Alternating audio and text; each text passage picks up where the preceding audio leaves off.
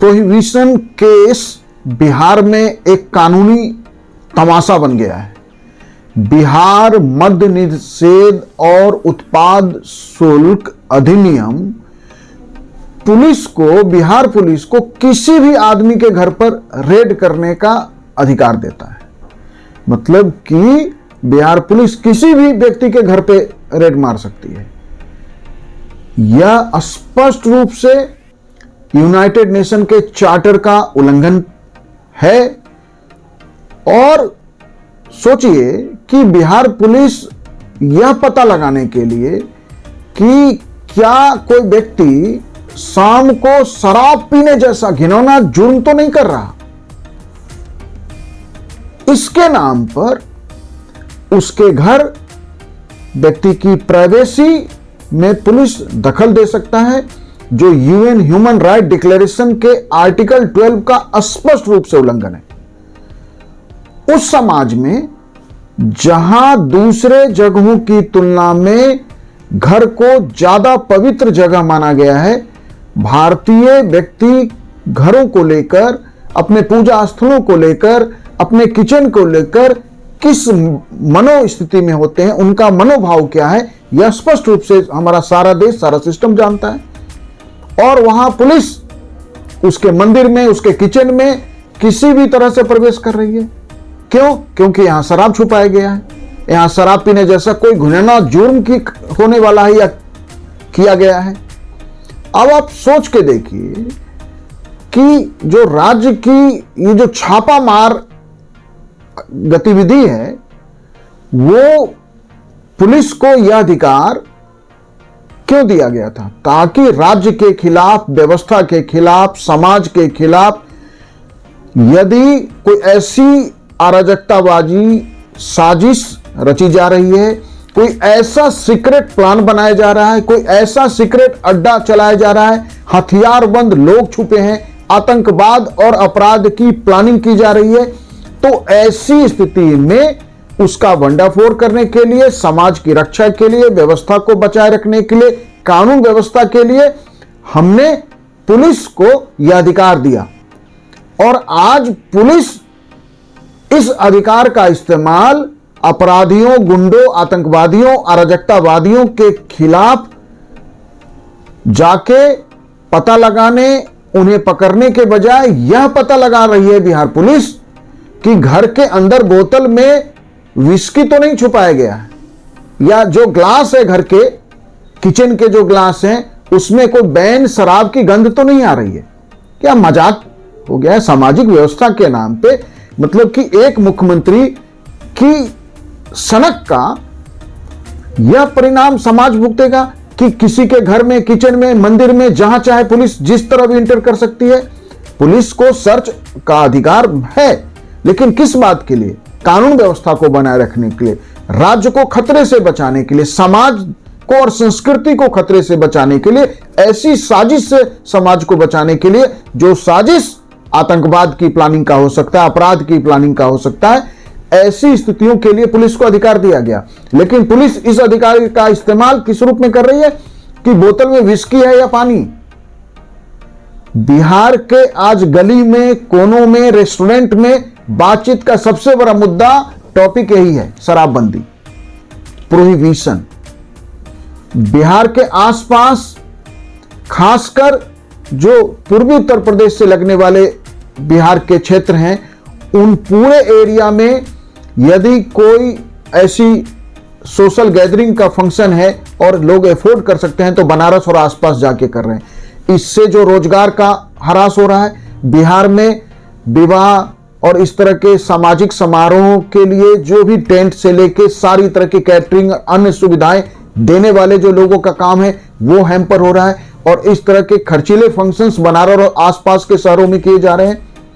तो ये सिर्फ जो है शराबबंदी तक का मामला नहीं है, प्रोहिबिशन तक का मामला नहीं है।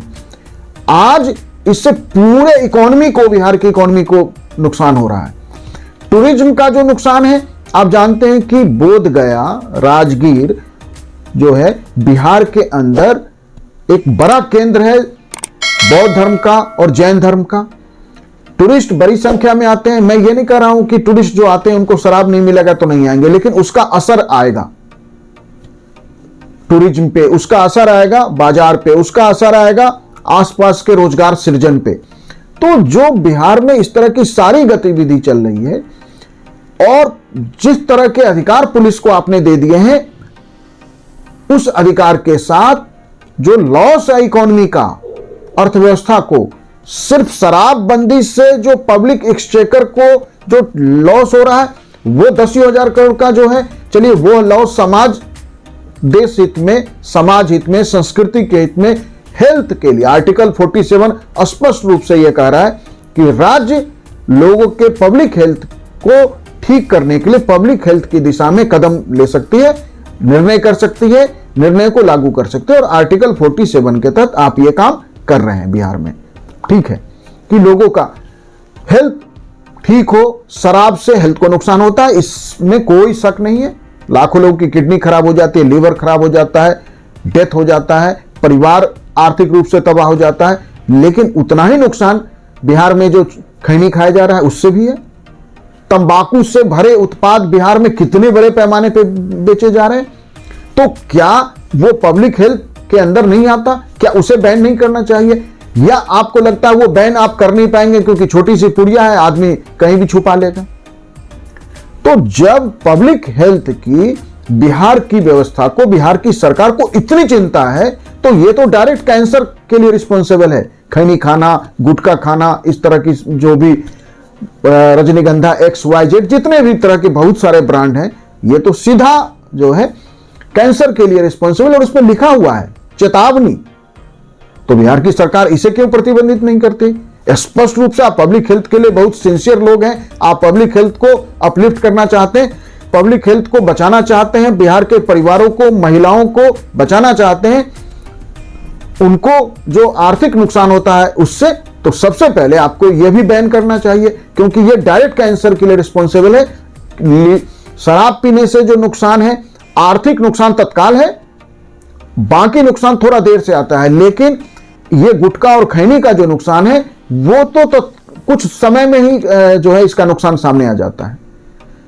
तो पब्लिक एक्सचेकर के लॉस का सब्जेक्ट नहीं है, सब्जेक्ट है यदि पब्लिक हेल्थ का, तो आपको यह टोटल बैन की तरफ जाना चाहिए। और बिहार की कानून व्यवस्था का जो सारा फोकस, आज पुलिस सिस्टम का सारा फोकस हो गया है कि प्रोहिबिशन के केस को, उससे रिलेटेड चीजों को वो करना, क्योंकि उससे इजी मनी पुलिस का और जो अवैध शराब बेचने वालों का जो पूरा एक नेक्सस बन गया। मैंने एक वीडियो में इसमें डिटेल बात किया है कि उस नेक्सस से बिहार में कैसे पूरा एक ब्लैक मनी की इकोनॉमी खड़ी हो गई है।